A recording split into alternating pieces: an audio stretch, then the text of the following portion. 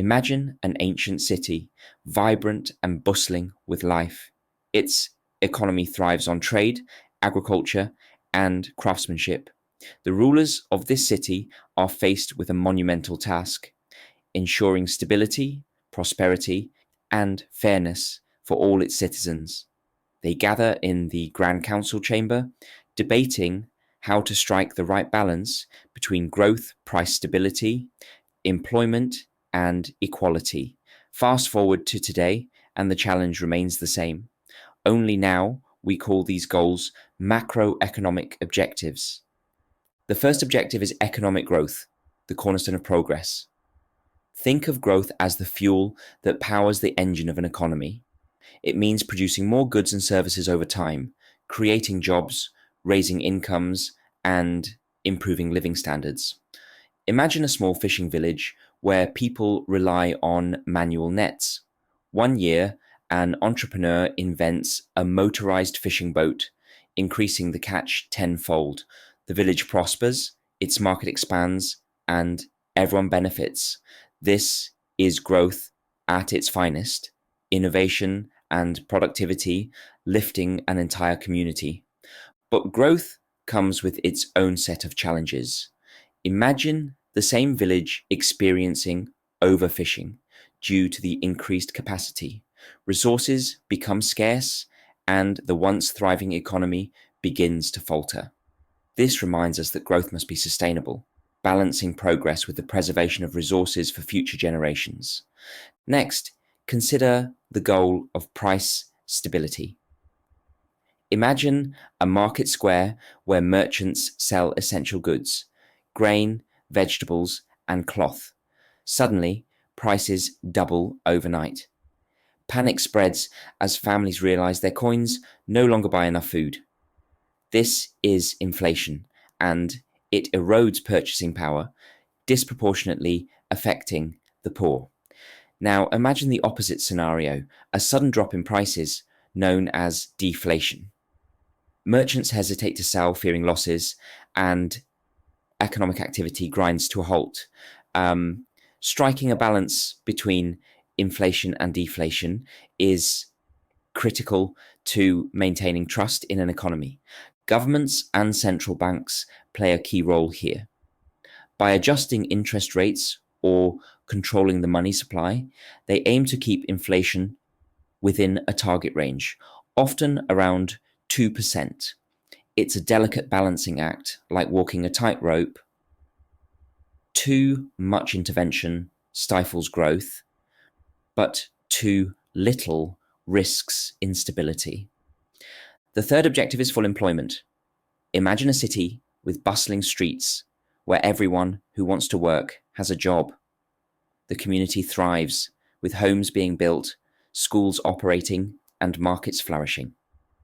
Now, contrast this with a neighboring town plagued by unemployment.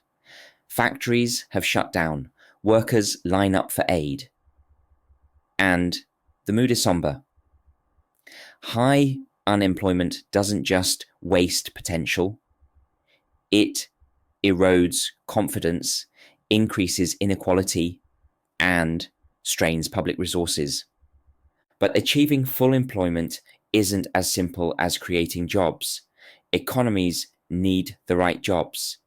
If skilled workers can only find unskilled positions, or if industries fail to adapt to new technologies, underemployment becomes a hidden problem. The challenge is not just creating opportunities, but ensuring that people can work in roles that match their abilities and aspirations. Another key objective is a favorable balance of trade.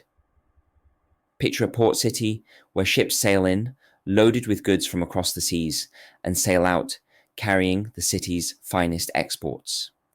A balanced exchange fosters economic health, but an imbalance can create trouble. If the city imports far more than it exports, it risks depleting its wealth, becoming dependent on others. The same is true for nations today. Managing trade relationships ensures that economies stay competitive and resilient in a globalized world. Finally, there's the pursuit of equity, the fair distribution of wealth and opportunities. Imagine a kingdom where a small elite controls most of the resources while the majority struggles to survive. Resentment grows, and the kingdom's stability is at risk. Now, imagine a neighboring realm where wealth is shared more equitably. Roads, schools, and hospitals flourish, and the people prosper together. Equity doesn't just benefit individuals, it strengthens the entire society. Achieving these objectives is no small feat. Often, they are in conflict with one another. For instance, policies that stimulate growth might lead to inflation. Efforts to reduce unemployment could worsen trade deficits. Governments must make tough decisions, weighing short-term needs against long-term goals. It's like steering a ship through turbulent waters, adjusting the sails to keep the course steady. Let's take a real-world example: the 2008 financial crisis. As economies around the world faltered, governments faced plummeting growth, rising unemployment, and volatile prices. Central banks slashed interest rates. Governments launched stimulus packages, and social safety nets were expanded. These measures aimed to restore balance, though the path to recovery was slow and uneven. The crisis was a stark reminder of how interconnected these objectives are and how vulnerable economies can be to shocks. But macroeconomic objectives aren't just the concern of policymakers, they affect all of us. The price of groceries, the availability of jobs, and the fairness of opportunities in our communities are shaped by these goals. Understanding them empowers us to engage in informed debates about the policies that impact our lives. As the rulers of that ancient city knew, the pursuit of balance is a never-ending journey. The economy is a living, breathing entity, constantly evolving with the choices of individuals, businesses, and governments. By striving to meet these objectives, we work toward a future where prosperity, stability, and fairness are not just ideals, but realities for all.